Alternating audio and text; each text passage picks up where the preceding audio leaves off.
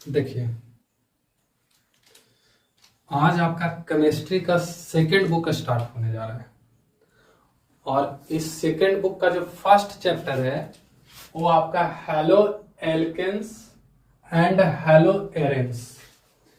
और इससे पहले हम आपको P block, D block, F block जब पढ़ा रहे थे तो उसमें हम आपको एक समूह पढ़ाए थे, हैलोजन समूह।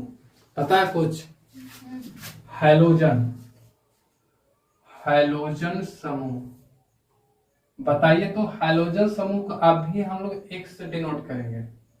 हैलोजन समूह के जो भी तत्व होगा उसको एक्स से डिनोट करेंगे, ठीक है। और आप बताइए हमको कि हैलोजन समूह कैमा ग्रुप को बोला जाता है। सही जवाब, यानी कि शून्य वर्ग वाला के पहले, क्योंकि शून्य वर्ग आपका कैमा 18वां और 17वां आपका हैलोजन क्लोरोफ्लोरो वाला, पता है ना। आप देखिएगा पीरियोडिक टेबल में तो आपको दिखेगा, देखिए ये आपका ये वाला क्लोरो क्लोरो जो दिख रहा है, ये ब्रोमो आयोडो, ये सब एक टोटली के टोटली हैलोजन समूह। और इसका अगर हम नाम लिखे तो याद कीजिए, नाम क्या हो जाएगा? फ्लोरो, क्लोरो, ब्रोमो और आयोडो। देखिए ये आपका ऐसे इसके इस ग्रुप में एक और आता है, एक तत्व और आता है जिसका नाम देखिए हम बता देते हैं, और वो आपका ये देखिए स्टैंटिन। क्या इसका नाम है? स्टैंटिन। बड़ी टेढ़ा नाम होता है। और इसके बाद ये वाला, तो इसको तो आप छोड़ दीजिए। तो मुख्य रूप से आप हम देखिएगा तो इसमें चार ही हुआ है, क्लोरो, फ्लोरो, फ्लोरो, क्लोरो, ब्रोमो और आयोडो। यही चारों पढ़ना है, चार पढ़ेंगे भी, ठीक है। तो आपको ये चीज हमेशा याद रहनी चाहिए, हैलोजन।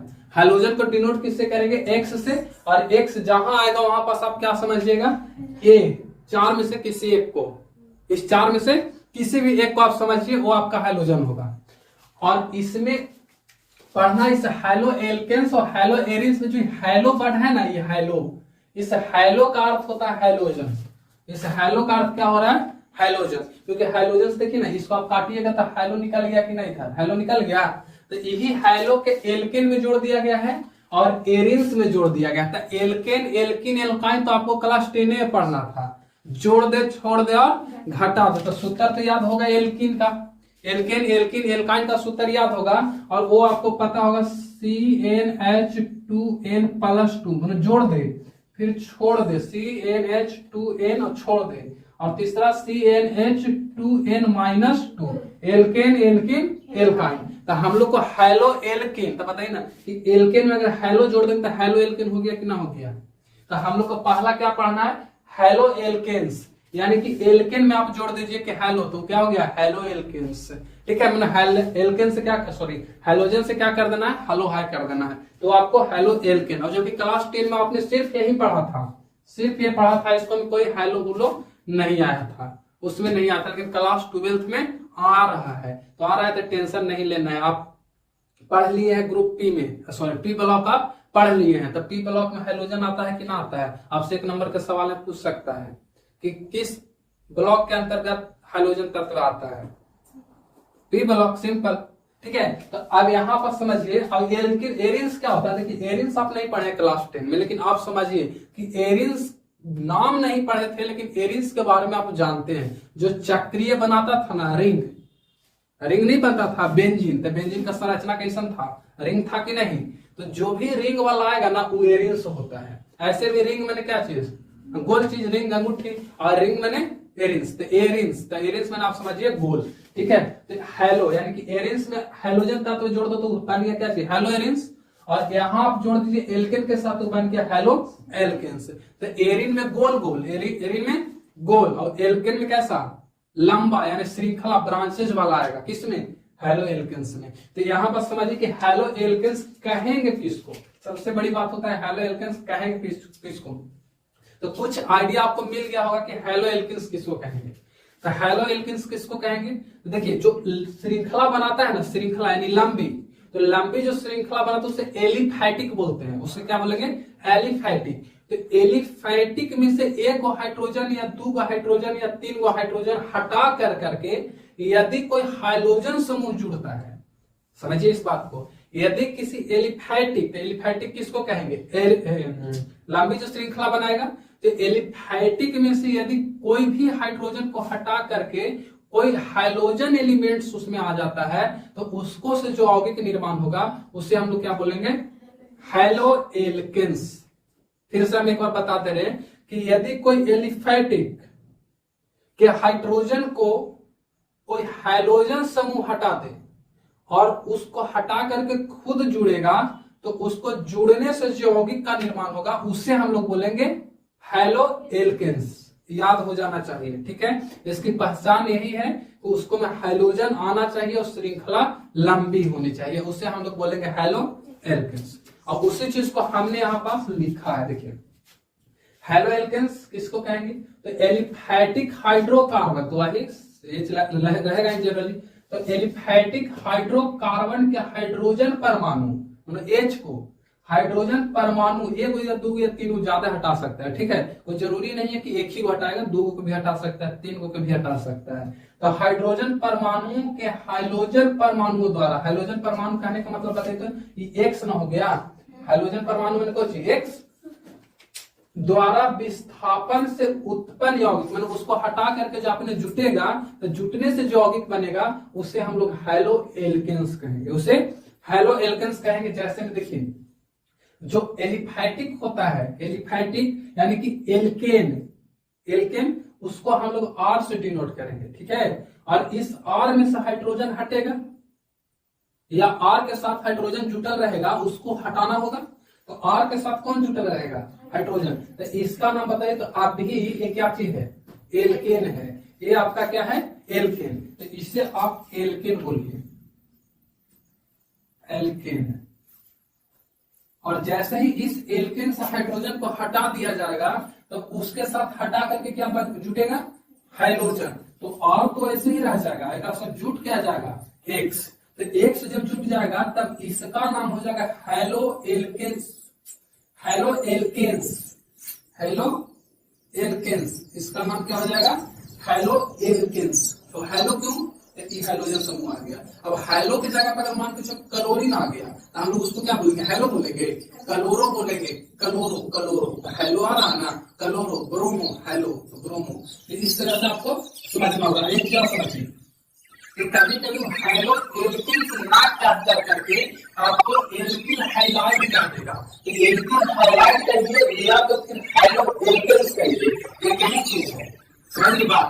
हैलो एल्किन्स करिए, एल्किन हाइलाइट करिए, आपको एल्किन चीज करेगा, तो हैलो एल्किन्स करिए, हैलो सॉरी एल्किन हाइलाइट करिए। जैसे देखिए इसका परिमाण कितने होते हैं, 3-4 से आपको एक हाइड्रोजन समूह जुटेगा किसके साथ, एल्किन समूह, एलिफैटिक समूह क्या है, एलिफैटिक समूह के साथ यदि एक हाइड्रोजन जुटेगा तो एक बने मोनो, दो बने डाई, तीन बने ट्राई, और तीन से अधिक हो जाए तो पॉली, पॉली बने बहुत सारा। तो अगर एक जुटेगा तो उसको मोनो हैलो एल्किन, मोनो और एक हाइड्रोजन जुटेगा तो उसको क्या बोलेंगे, मोनो, तो मोनो हैलो एल्किन।